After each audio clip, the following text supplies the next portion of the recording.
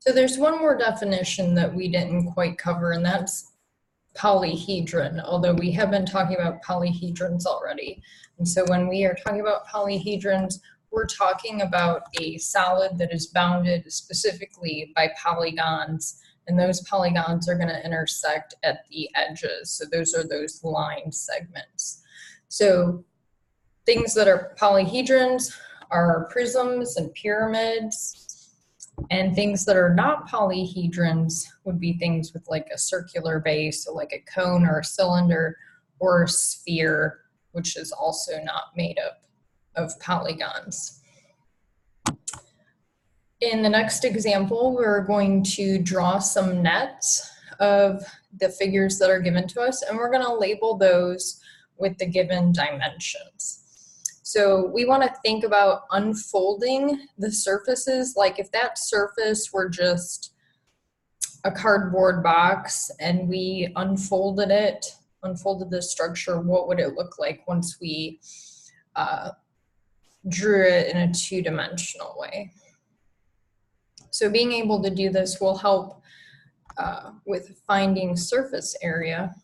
So the first thing we want to kind of look at is the base. And the base is a hexagon.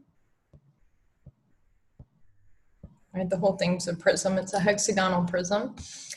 So I'm going to draw a hexagon for the base. And then that is attached to 6 rectangles. So each of these faces here that are not the base are rectangles. And we want 6 of them. So just sort of extend that out and make sure you have 6 rectangles.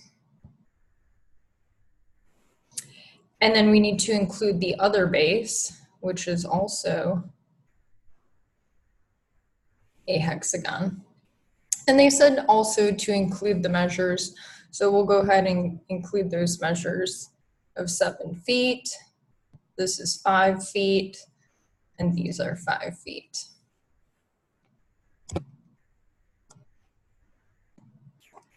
In that next example, we have a pyramid and it has a base that is a square. So let's go ahead and draw that base. That's the square. And if we imagine sort of cutting these edges here so that we can fold down those faces that are triangles, we would have 1 on each edge of that square base.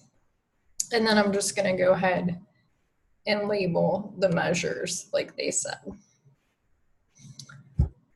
And that's about all there is to drawing a net. Cones can be a little bit trickier, but if you refer back to the slide 2 slides ago, remember that C was a cone.